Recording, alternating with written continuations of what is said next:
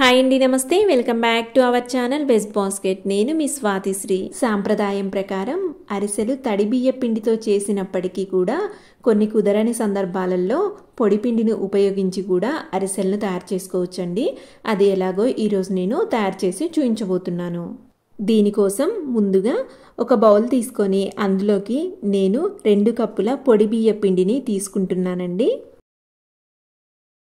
ఇందులోకి 1 కప్పు బియ్య పిండికి 1/2 కప్పు చొప్పున అరకప్పు వాటర్ని కొంచెం చిలకరించుకుంటూ బియ్య పిండి మొత్తం కూడా తడిసేటట్టు బాగా కలుపుకోవాలండి.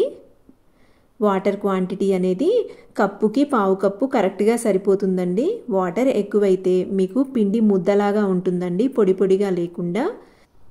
ఈ విధంగా వాటర్ అన్నీ కూడా యాడ్ చేసుకొని బాగా కలిసేటట్టు కలుపుకోవాలండి.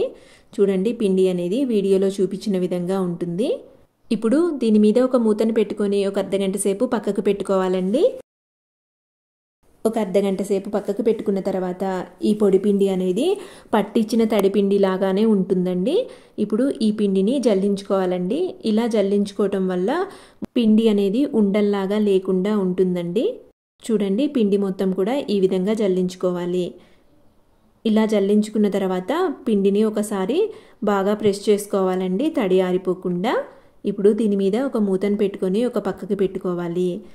ఇప్పుడు పాకం కోసం స్టవ్ ఆన్ చేసుకొని ఒక కడాయి పెట్టుకొని అందులోకి 1.5 కప్పుల బెల్లంని యాడ్ చేస్తున్నానండి. 1 కప్పు బియ్య పిండికి 3/4 కప్పు బెల్లం అనేది కొలతండి. ఇలా బెల్లం తురుముకొని యాడ్ చేసుకోవటం వల్ల బెల్లం అనేది ఈజీగా కరుగుతుందండి. ఇప్పుడు ఇందులోకి కొంచెం వాటర్ని యాడ్ చేసుకొని బెల్లంను కరిగించుకోవాలండి. ఇలా కలుపుతూ ఉండగా వేడికి బెల్లం అనేది కరుగుతూ ఉంటుందండి. ఇప్పుడు ఈ బెల్లం అనేది పాకం వచ్చే వరకు ఉడికించుకోవాలండి. చూడండి, బెల్లం అనేది దగ్గరగా వచ్చేసింది. ఒకసారి పాకం వచ్చిందో లేదో చెక్ చేసుకోవాలండి. ఒక బౌల్లోకి కొంచెం వాటర్ తీసుకొని కొద్దిగా పాకం యాడ్ చేసుకొని పాకం వచ్చిందో లేదో చెక్ చేసుకోవాలండి. చూడండి, పాకం అనేది బాల్ లాగా ఫామ్ అయ్యి మనం ఎటు మౌల్డ్ చేస్తే అటు మౌల్డ్ అవ్వాలండి. అలాగే టంగుమనే సౌండ్ కూడా రావాలండి.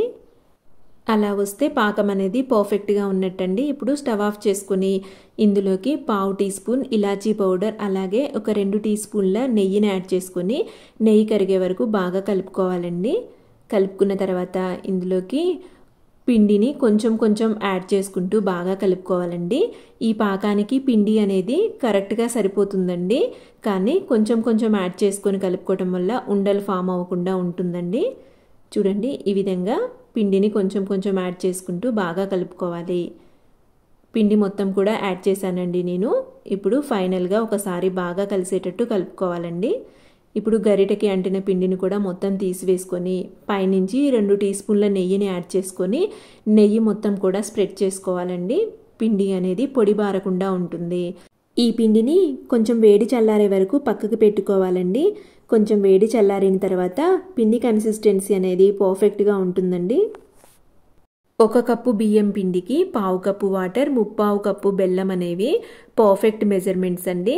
స్వీట్నెస్ కూడా చాలా పర్ఫెక్ట్గా ఉంటుంది. ఇప్పుడు కొంచెం పిండిని తీసుకొని బాల్ లాగా తయారు చేసుకొని ఆయిల్ స్ప్రెడ్ చేసిన కవర్ మీద అరిసెలాగా మనకి కావలసిన సైజులో మనకు కావలసిన మందంలో ఒత్తుకోవాలండి. చూడండి, నేనైతే వీడియోలో చూపించిన విధంగా ఒత్తుకున్నానండి. మనం ఇందాక పిండిలో నువ్వులు వేయలేదండి. నువ్వుల అరిసెల కోసం పిండి ముద్దను తీసుకొని నువ్వుల్లో బాగా కోట్ చేసుకోవాలండి. కోట్ చేసుకున్న తర్వాత దీనిని కూడా కావలసిన మందంలో కావలసిన సైజులో అరిసెలాగా స్ప్రెడ్ చేసుకోవాలి. చూడండి, నేనైతే ఈ విధంగా ఒత్తుకున్నాను. ఇప్పుడు వీటిని వేడెక్కిన నూనెను మీడియం ఫ్లేమ్లోకి పెట్టుకొని ఒక్కొక్క అరిసె వేసుకుంటూ 2 వైపులా కూడా మంచి కలర్ వచ్చే వరకు వేయించుకోవాలండి. చూడండి, అరిసె అనేది ఒకవైపు కాలి ఇలా పొంగినప్పుడు రెండో వైపు కూడా తిప్పుకొని రెండో వైపు కూడా మంచి కలర్ వచ్చే వరకు కూడా ఫ్రై చేసుకోవాలండి.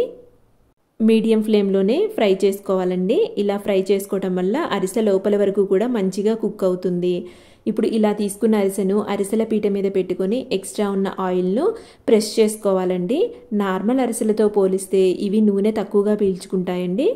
చూడండి, ఈ విధంగా చేసుకున్న తర్వాత దీనిని తీసుకొని ఒక టిష్యూ పేపర్ మీదకి ట్రాన్స్ఫర్ చేసుకుంటే ఎక్స్ట్రా ఆయిల్ ఏమన్నా ఉంటే పీల్చుకుంటుందండి. ఇదే ప్రాసెస్లో మిగిలిన అరిసెలను కూడా ఫ్రై చేసుకోవాలండి. అంతేనండి, ఎంతో టేస్టీగా ఉండే నానబెట్టిన పొడి బియ్య పిండితో అరిసెలు అనేవి రెడీ అయిపోయాయండి. రెసిపీ నచ్చినట్టయితే లైక్ చేయండి, షేర్ చేయండి, కమెంట్ చేయండి. ఇటువంటి మరిన్ని వీడియోస్ కోసం నా ఛానల్ను తప్పకుండా సబ్స్క్రైబ్ చేసుకోండి. Thank you for watching.